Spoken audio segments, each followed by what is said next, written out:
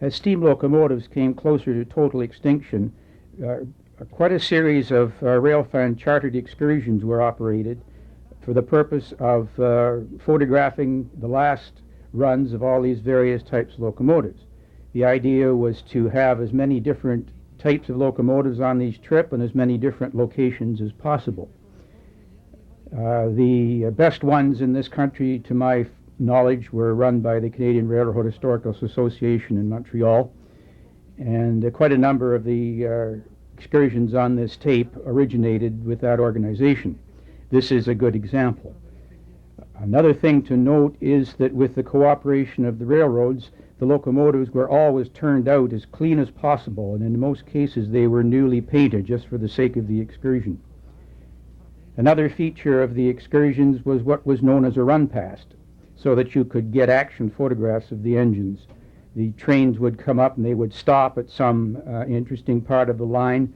Then they would back quite a distance down and come roaring past the photographers, producing as much steam and smoke as they could possibly manage to make the most dramatic pictures it was possible to get.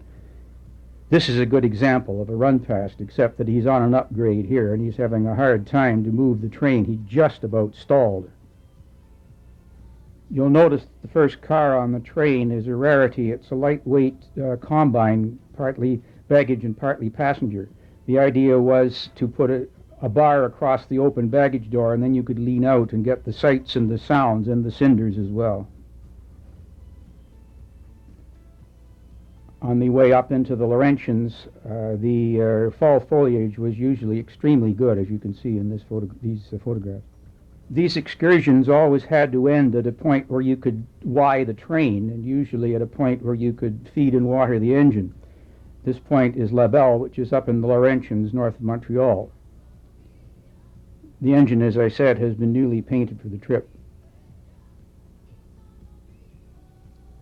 I'm sure the railways could not possibly have made money on these trips, but the crew wanted to show off the steam locomotives to the very best advantage. This trip went in the opposite direction from Montreal down to the southeast, and it's one of the oldest engines on the Canadian Pacific, but you'll notice it's still in extremely good shape and it's beautifully painted for the trip. And here is one of the thoroughly insulated, articulated, high-speed experimental passenger trains, which the CPR decided not to introduce.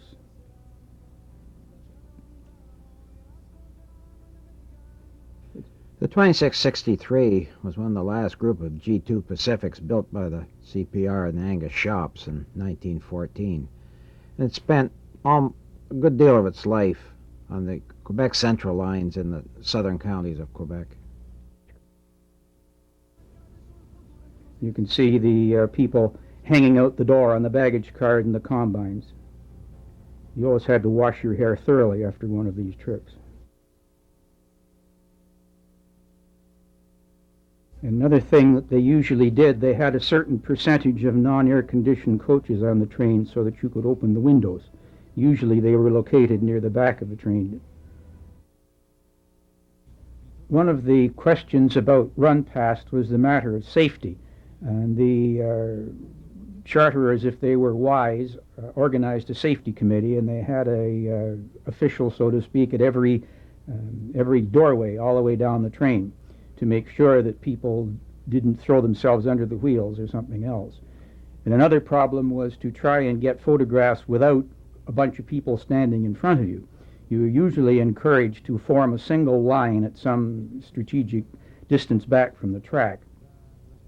Mostly the participants in the excursion would be cooperative that way. Occasionally you found a loner, but you usually could make them see reason by screaming and yelling and waving your hands in the air.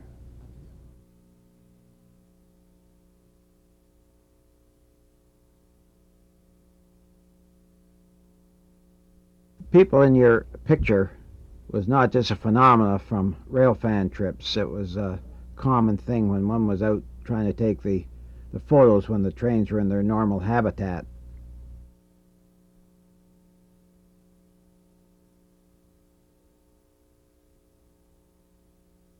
As we go through this tape, it's noticeable that the dates quite often will be one day after another. That was because they would usually hold the trips, 2 trips on a weekend, one Saturday and one Sunday, frequently one on one railway and one on the other, so that you could take both of them in.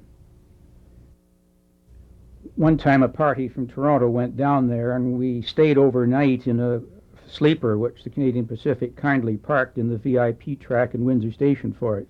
We used it as a hotel. Here we have the usual amount of milling around that happened at these switching locations between the people that wanted to get portraits of the engine and those that wanted to get action pictures. Frequently they didn't see eye to eye.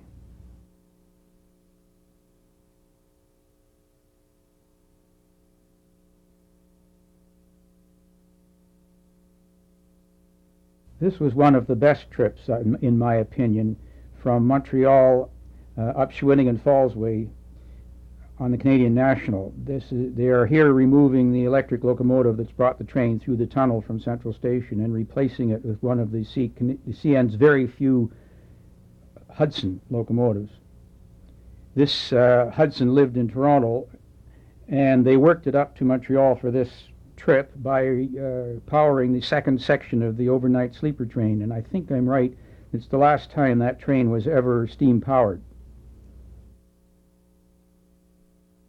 This is unusual to have the Hudson running in the branches out of Montreal.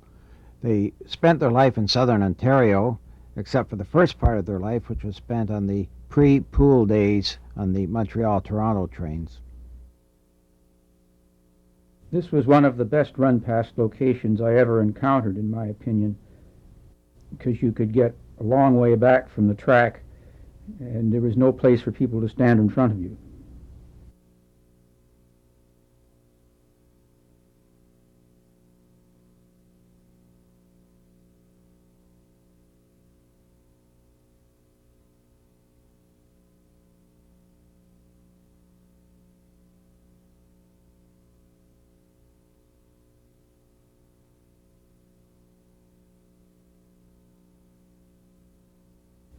This line is quite considerably north of the St. Lawrence River inland, and the fall foliage, if you hit it the right weekend like this one did, is usually quite beautiful.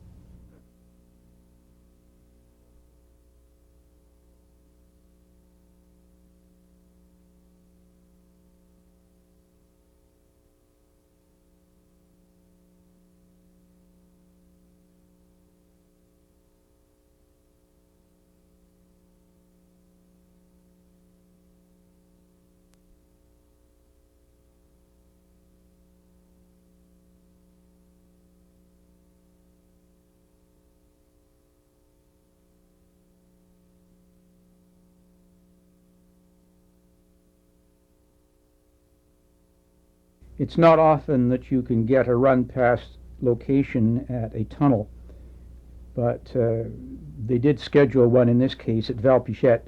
It's a rather congested location for a run-past, but we did the best we could. And it certainly is dramatic when the train bursts out of the tunnel.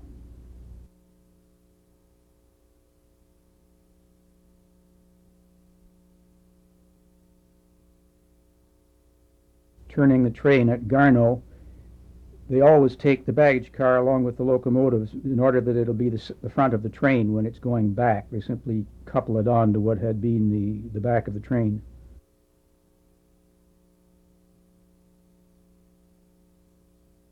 By this time, quite often, the servicing facilities for the steam locomotives had been dismantled, but fortunately the water column here was still usable. You didn't have to resort to the local fire department.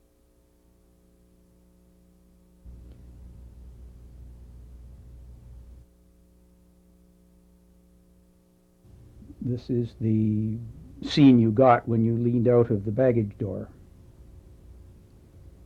Of course, there was a very heavy barricade across it so that you couldn't fall out unless you really wanted to. Or you could go to the back of the train and lean out the window of one of the non-air conditioned cars.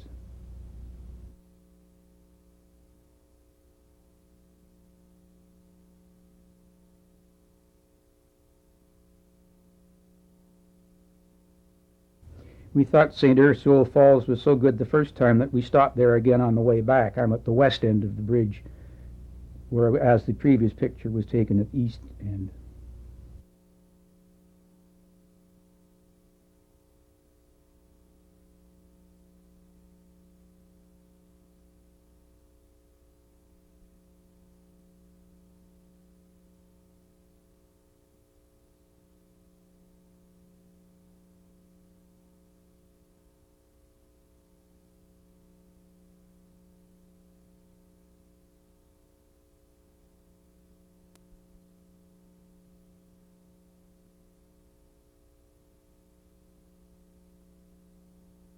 This jointly operated trip featured two old locomotives, a 260 and a 460, and a solid consist of non-air conditioned cars so that you could get twice as many cinders and no way to avoid them. Again, the engines were beautifully painted up in spite of their age. And the engineers on this trip were having a marvelous time seeing how much smoke they could make, because at any other time they would have been disciplined for the amount of smoke they were making here.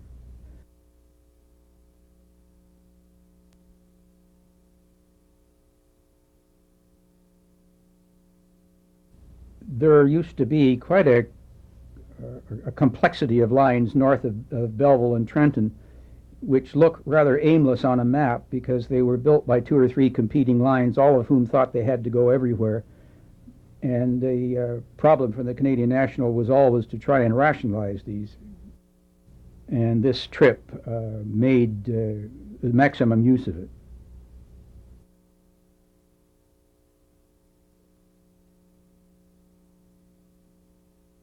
The 460 there has managed to blow off steam through the safety valve, which improves the appearance considerably. Some of these distant pictures look rather like a model.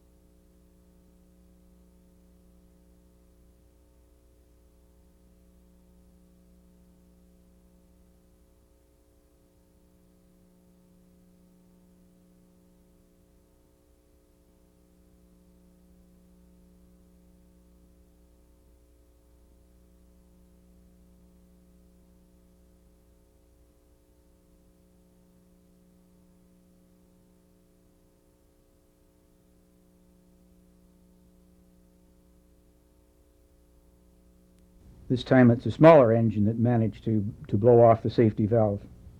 Those engineers were having a great day.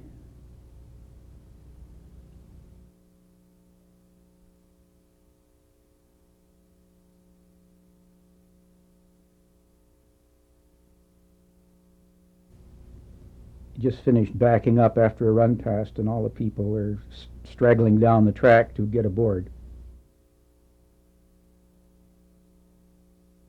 Usually on these trips there was no food service available, because if you put a diner or something on it, put the charter fee up enormously, and it priced the tickets out of reach. On this trip we tried an experiment where we had a lunch counter car on. It was serviced by the Railfans, among them yours truly.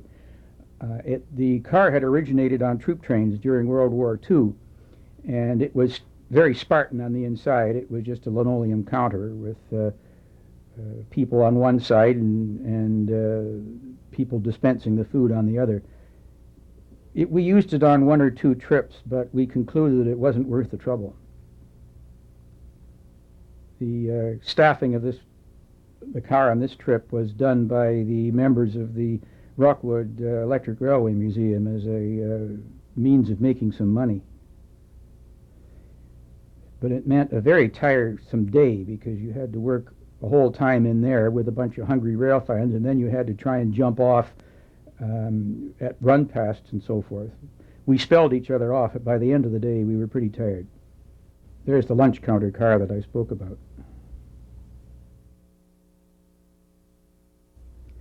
At the end of this trip, it ended up at Trenton, and then they had to go back to Belleville along the main line, and those little engines were working as hard as they possibly could, because looking back, you could see the headlight of the fast afternoon pool train from Toronto to Montreal. It was desirable not to delay it, to say the least of it.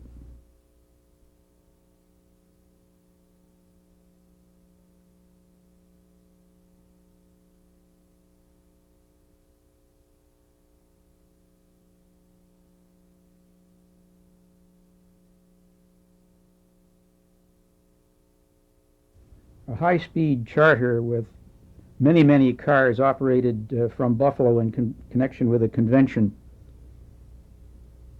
using one of the CNR's beautiful northern types. You'll notice in this case there is a baggage car on each end of the train so that they don't have to bother turning anything except just the locomotive.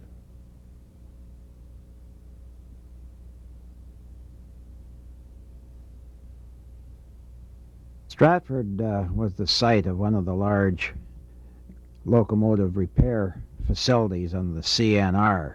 It was a very favorite spot for people like myself, rail photographers. It was great to get up there and get some of these locomotives just fresh out of the shop, fresh paint, fresh everything.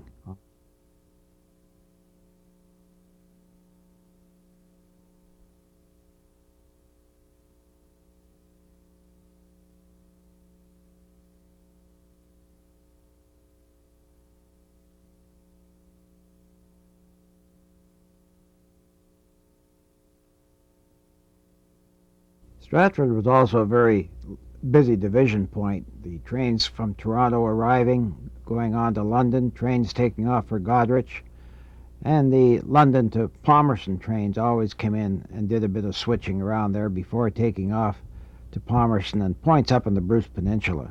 Stratford was one of the main CNR division points and transfer points in southwestern Ontario.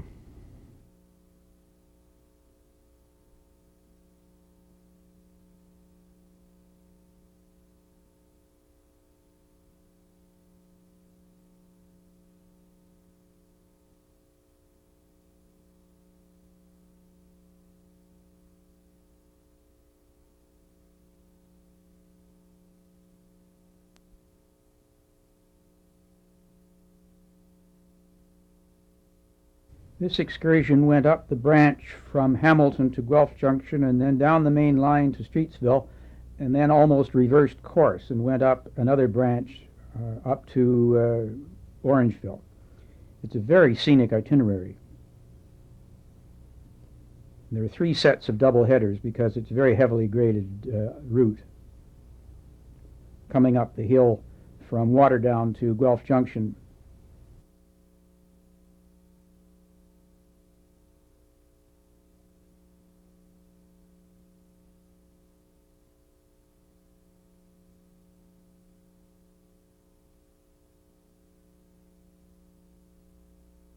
This is just below the grade where they climb up the Niagara Escarpment. He's showing how fast he can go here.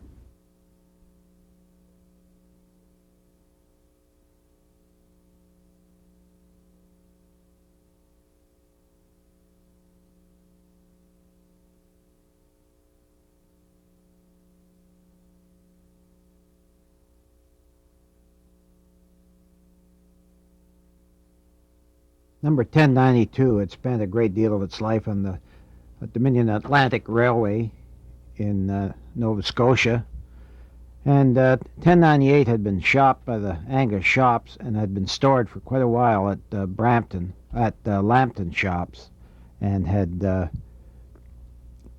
just been taken out and put back into service specifically, I believe, to be run on this fan trip.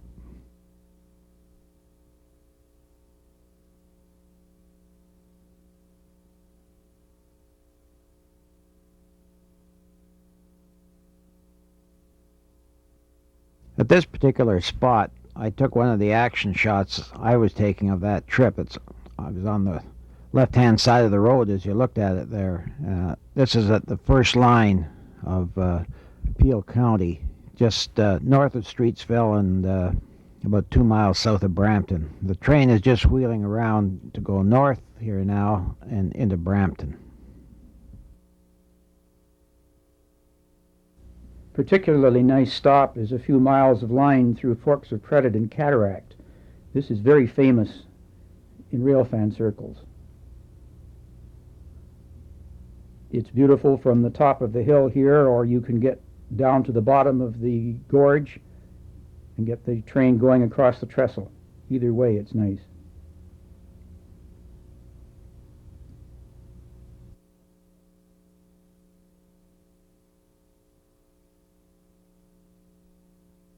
Cataract was the junction for a branch to Elora at one time, and also there are the remains of a very early hydroelectric plant down in the valley to the left. It's also on quite a steep hill, and these two little 460s have got all they can do to haul that heavy train up the hill there.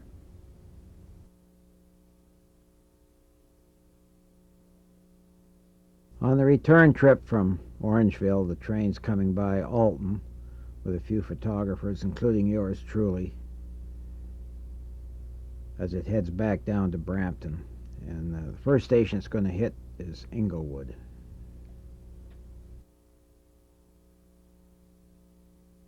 Inglewood is where they cross the Canadian National's Hamilton to Allendale branch.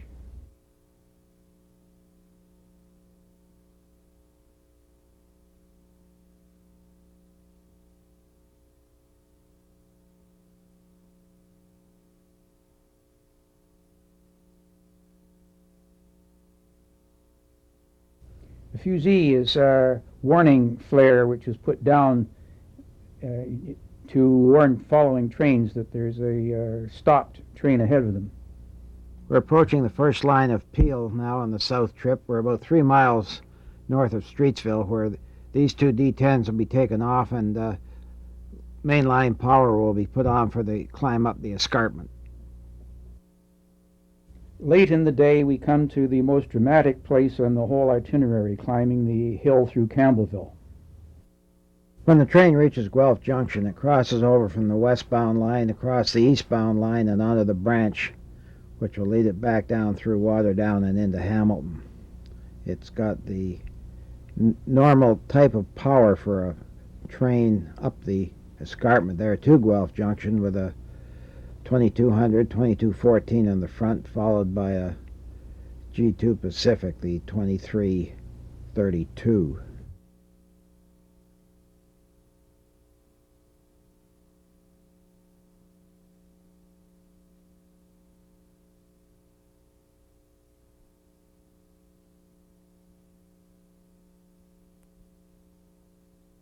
The notable thing about this excursion and the one following it is that the train is made up entirely of gaslit wooden coaches.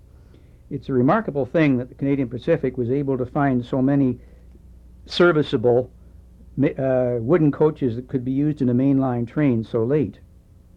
There is a wooden baggage car and then a wooden combine and 3 or 4 ordinary wooden coaches.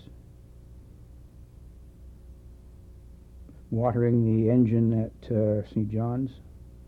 There are, at this point, the train became a double header.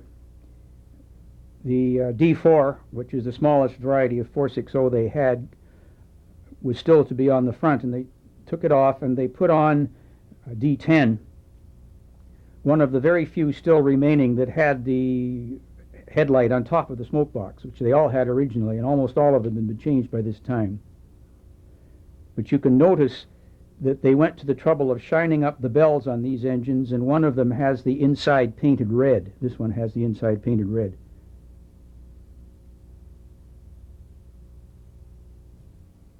As usual, at terminal pictures, people are just standing around waiting for something to happen.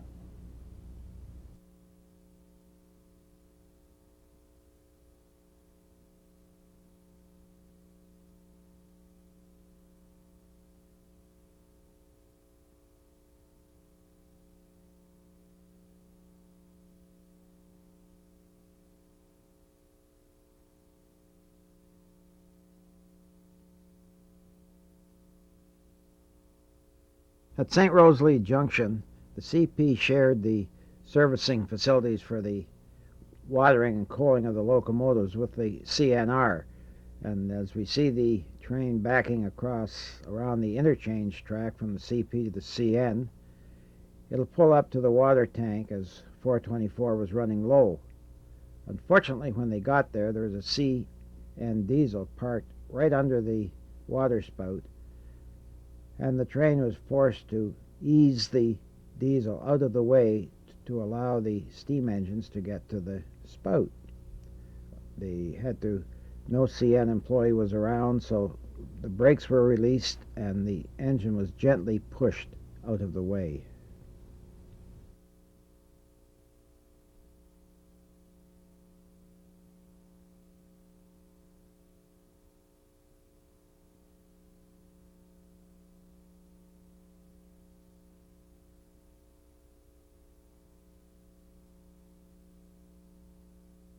If I remember correctly, the seats in most of these coaches were beautiful old-fashioned green plush. St. Guillaume is really not a very important place, but it happened to be the point where they could Y the engines and to the baggage car and the combine.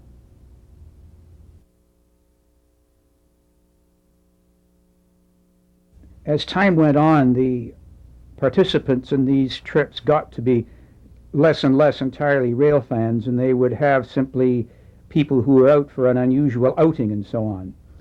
And unfortunately, it meant that they were not accustomed to the way things were done on fan trips, and you had more problem with people getting in your photographs.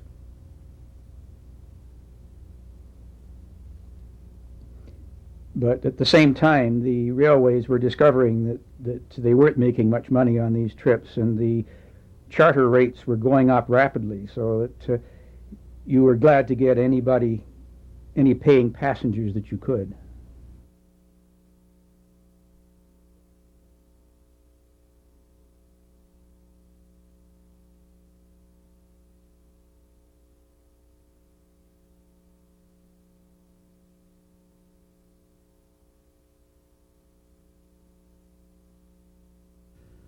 A double header of a D4 and a D10 was restricted to 8 miles an hour over these two bridges at St. P, according to the operating timetable, which probably explains why it's a slow crawl across the bridge.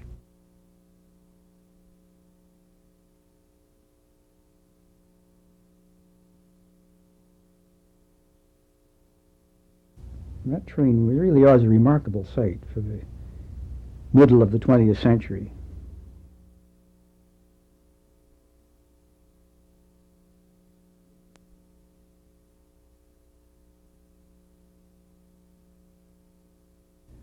The following day, some of the same equipment ran a more or less high-speed trip from Montreal through to Ottawa, again using this beautiful old coaches with a business car on the end of the train.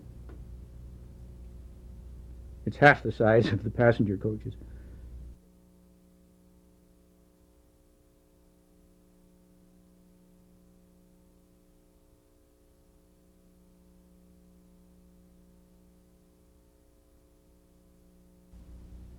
This probably is one of the most picturesque and beautiful run-past sites I've come across. And as we move a little farther in the flatlands, you can see the 424 whistling for the crossing. One long, two long, a short there. Now we'll have the long for the crossing that it's coming to. As usual with Montreal trips, They looked over the line ahead of time and decided where their run paths were going to be for maximum benefit. They usually did them very, very well.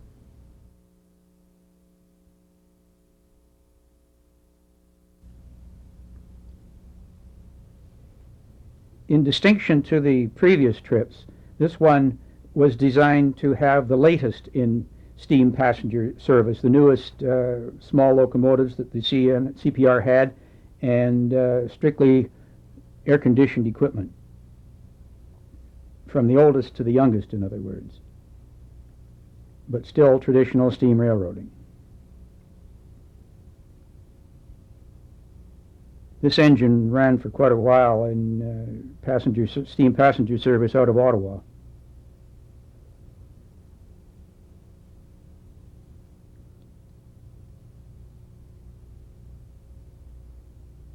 There is a considerable body of opinion that says that these 1200s should never have been built because they were so late in the reign of steam locomotives, but for better or for worse, they were.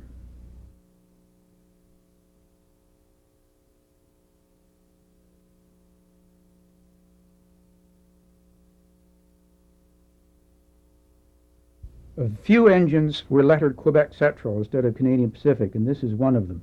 The last one that I ever saw, anyway.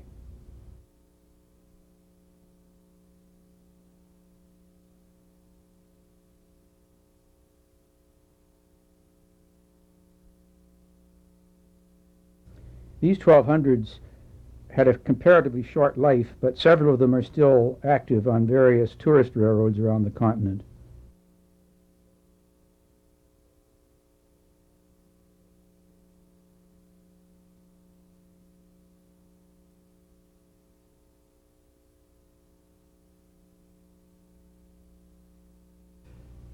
These were really designed for joint use on mainline trains and branch line trains. As you said, replacing the D10s and the other smaller power of the CP.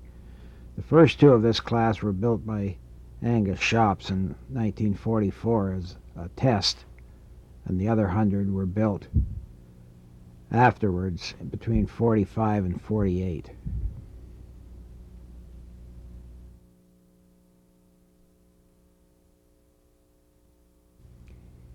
Here we have what I still think is excess of smoke. It doesn't, for a good railroad picture, it really doesn't add anything to it. I see it's blowing its valve there for the extra steam that the smoke made in the boiler. They were intended to replace the very large number of 460s that the Canadian Pacific had, and they were to be a little bit more widely usable. So they made 462s.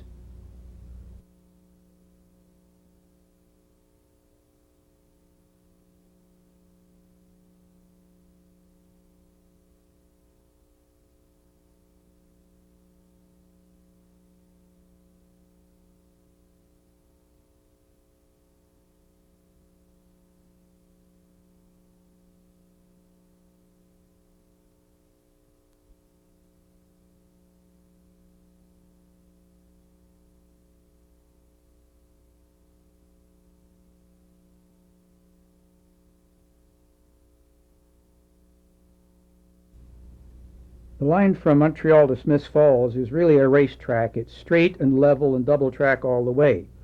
The idea behind this particular trip was to try and reproduce the high-speed operation of the early 30s, when this was briefly the fastest schedule in the British Empire. And these unstreamlined Hudsons were the ones that did the job.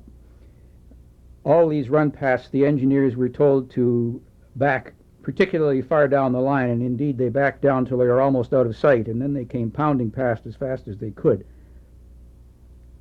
It was really quite an impressive sight and sound. There was again, an open platform business car in the back of the train.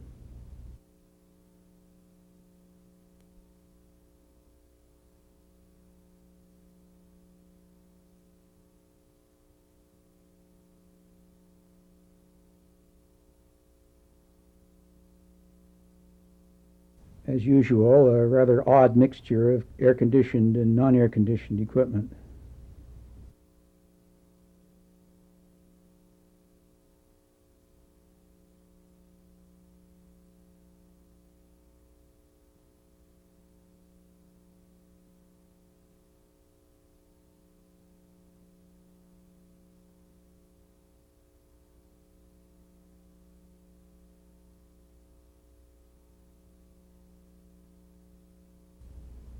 There were several stops westbound from Montreal to Smiths Falls, and on the way back, the idea was to try and reproduce the same schedule. There were no stops at all on the way back.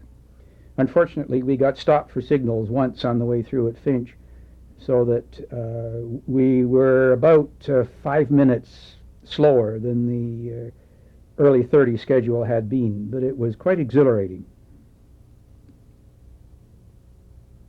You can see what I mean about this being a racetrack, this particular section of the line.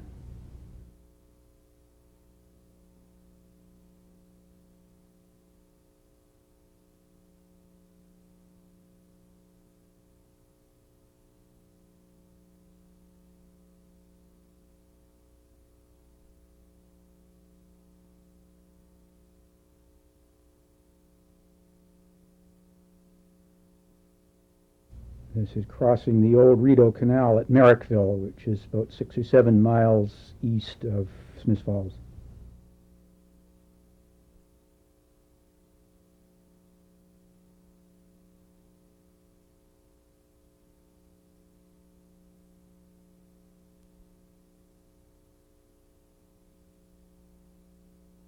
The famous triple header weekend featuring 440 number 136 and 210 wheelers actually began with a double-headed trip on the Saturday, which ran from Toronto only as far as Streetsville.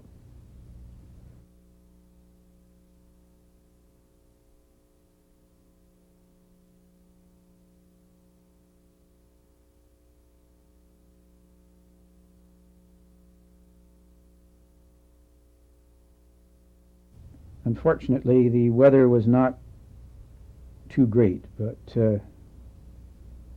we rail fans are made of tough material, and we were out there anyway.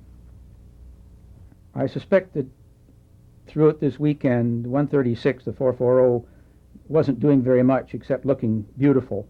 I'm pretty sure that the 460 could handle the trip perfectly well. The return trip, it was still raining, is coming eastbound to Scarlet Road, just east of the Humber River.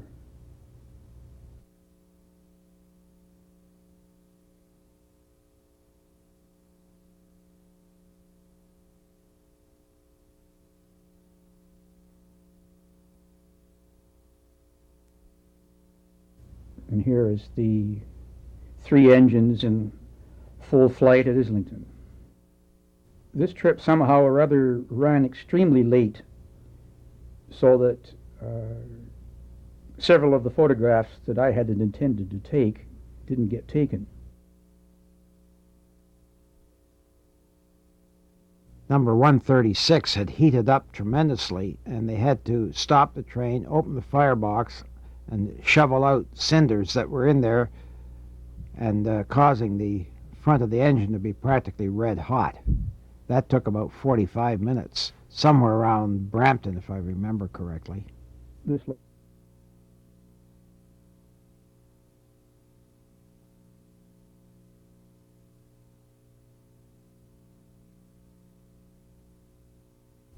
This location is fairly close to Orangeville at the north end of the trip. And sections of this look very much like a model layout.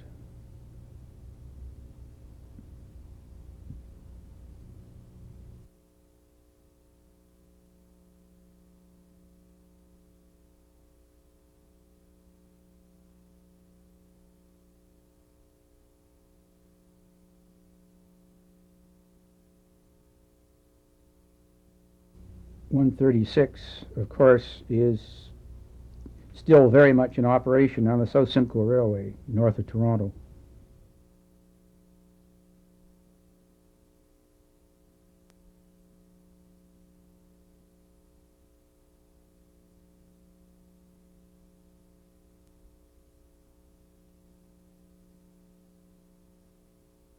This UCRS trip to Port McNicoll was the last steam-powered CPR train to leave Union Station in Toronto. When it returned at night, it closed the book on steam power in Southern Ontario on the CPR. We tried as hard as we could to copy the methods of the Montreal-based trips. Unfortunately, everything went off without any problems.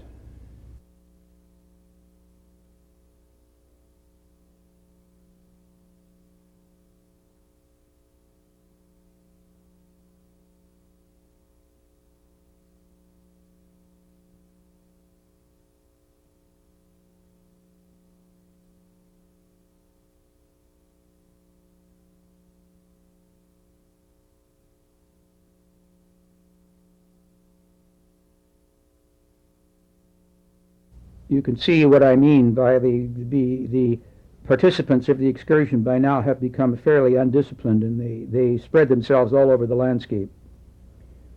At this particular point, which is a place on the timetable, the employee's timetable called Humber, the train is backing up for the last run pass of the day, and with the low sun on the shiny boiler, it makes a beautiful picture, brings the drivers into focus, which are quite often shadowed by the locomotive or the smoke from it.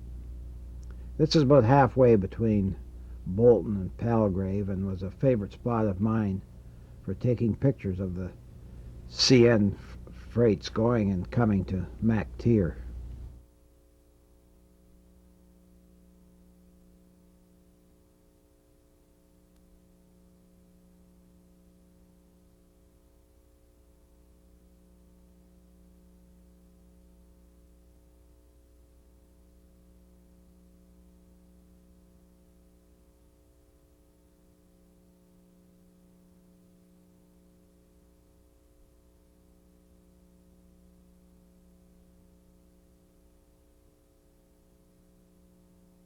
By now, you were becoming extremely limited as to what locomotives you could charter for a steam trip, because there weren't very many left. This is a trip out of Montreal to Joliet, one of many which ended up using CN Northerns. Here he's coming off the main line at Turcotte Yard. The two trips this weekend with 6153 marked the end, as far as the CN officials were concerned, of steam power running on the Canadian National. 6153 ran these two trips and then was donated to the CRHA Museum at Delson.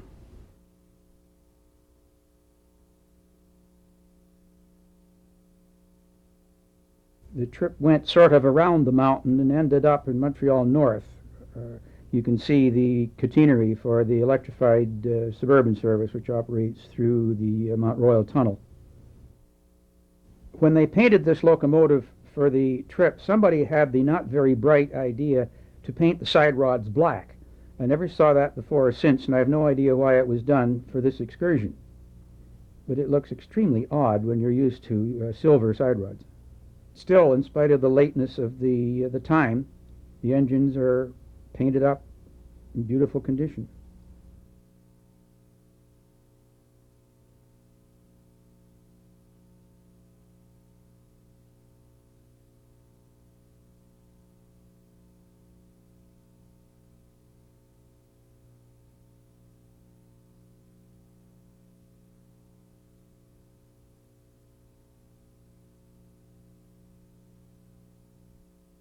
This is another occasion when the engineer didn't seem to understand that you could operate fast past people holding cameras. Particularly the older engineers seemed to have the idea that everybody had old-style Kodaks when you had to run slowly or you'd blur.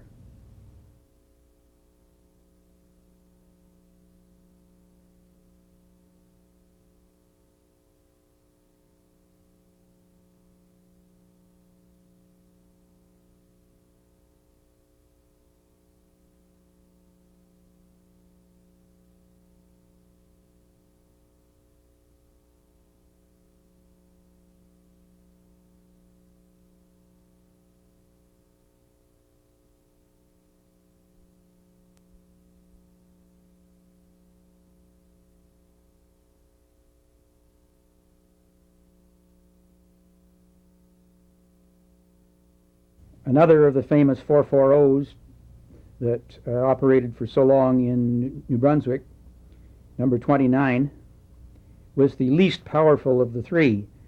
And there are only 3 cars on this train because that is all the weight that this engine could pull.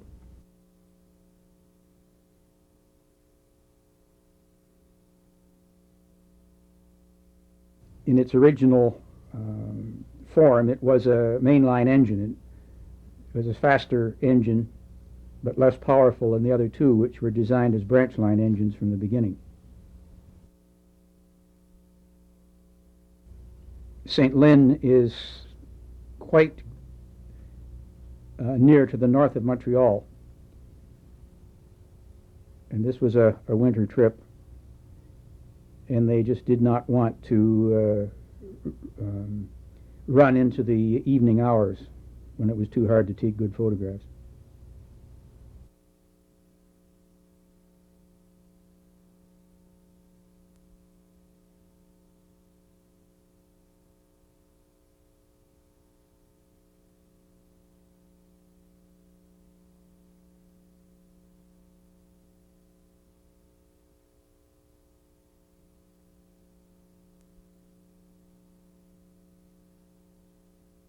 The occasion for this trip was the 75th anniversary of the driving of the last spike of the CPR at Credellicky, BC in 1885.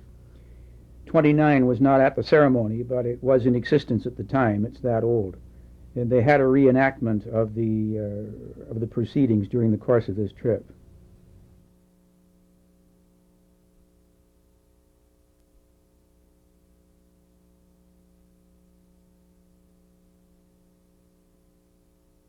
By this time, the problem with steam excursions was that there was only one engine that could be used. The Canadian Pacific had none locally, and the Canadian National maintained 6167 and later on 6213, specifically for steam charters. So what we have here are a potpourri of scenes taken on several charters with 6167 at various times and places.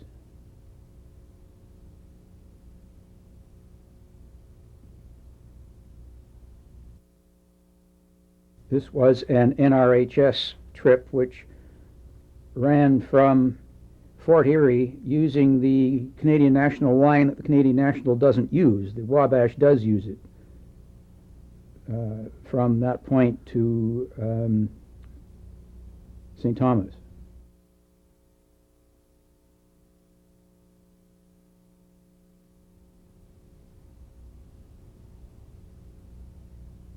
You notice this engine blows smoke rings. Engines occasionally did that. Under what circumstances I don't know, but this one occasionally produces smoke rings.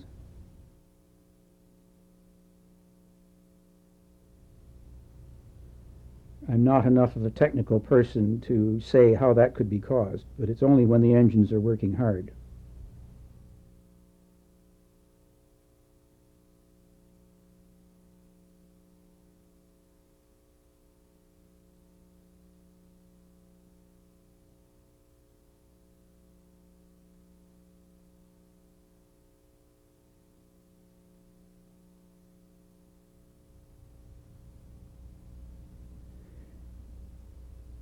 By this time, the trip organizers had just about given up trying to keep people from standing in front of other people with cameras, so we just had to do the best we could.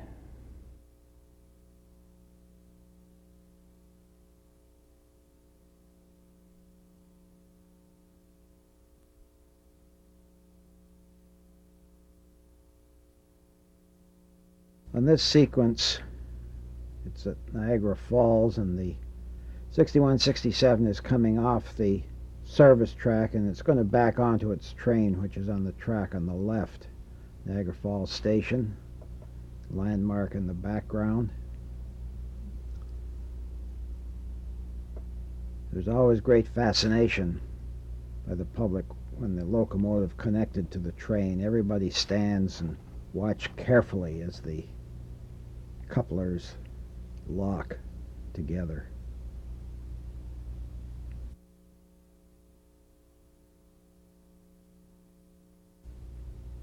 This was one of its first trips as a charter engine, or locomotive rather, out of Toronto, and the condition of the engine showed it.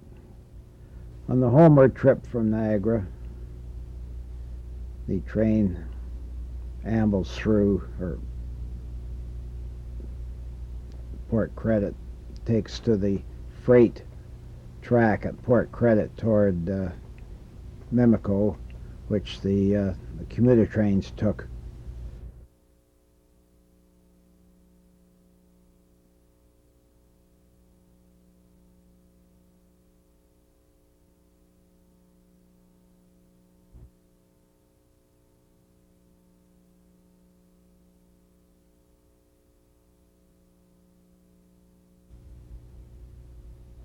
They've got busy with the paintbrush on 6167.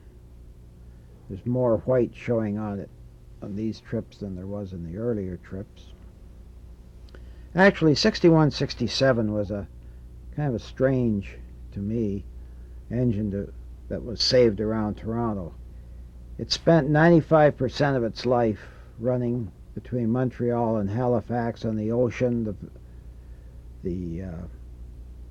What was the other train? The Maritime Express and so on through between Montreal and Halifax. It ran there continually as late as 1958. It was assigned to Turcotte Yard in Montreal in the passenger pool.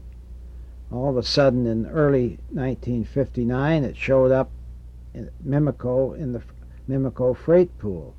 I was fortunate enough to take 2 or 3 pictures of it hauling freights through Oakville in early '59, and was quite surprised when it was chosen as the one to be kept around Ontario.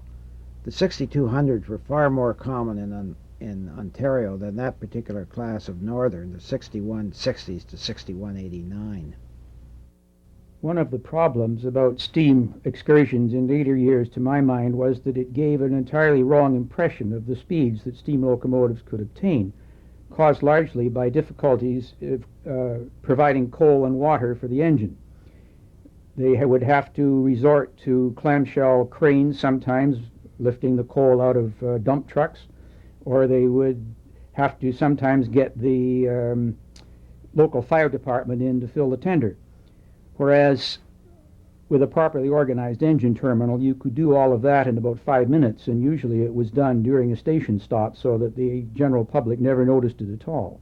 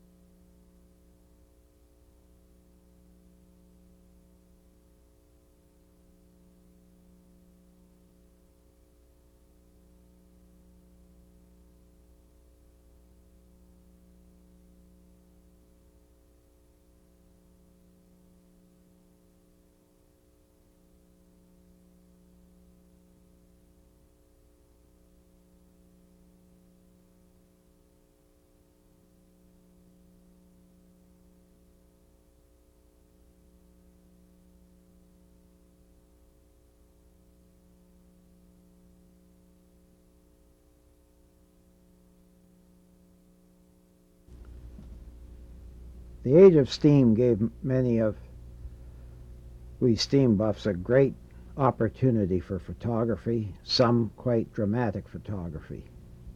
I enjoyed it when they were running regularly, and I enjoyed the fan trips when they were running.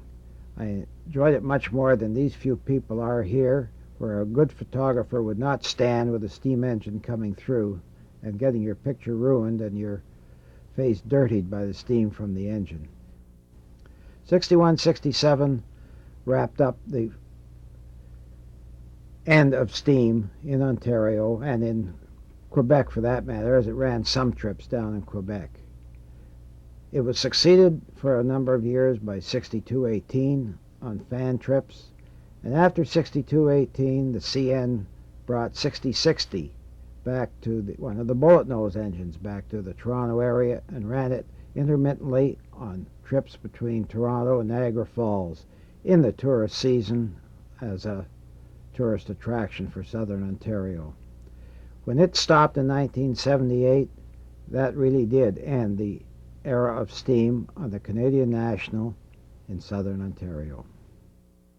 And so we reach the end of the steam era in Southern Ontario. There have been pictures in this series of engines in normal service, and then later on pictures of railway enthusiast charters. Those who wanted to experience steam locomotives at the very end were forced to use 6167 and later 6213 because in each case they were the only game in town. So now we have left only photographs and movies and memories and a few of the iron horses who have been put on display in various places around the country and in the United States. Those of us in Southern Ontario may be lucky enough to go to Guelph where they can find this engine 6167 on proud display there.